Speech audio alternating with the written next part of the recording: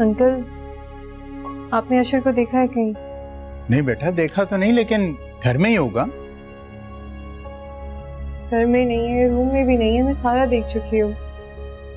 अच्छा, रूम में नहीं है तो फिर बेटा हो सकता है वॉक के लिए गया हो।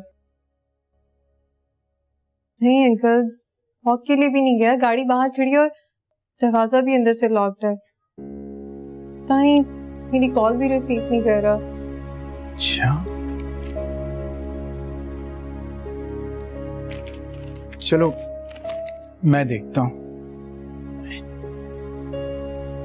अशर, अशर,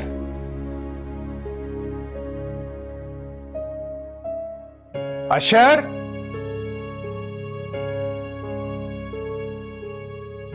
मैं देख चुकी हूँ, नहीं है। मैं देख के आता हूं।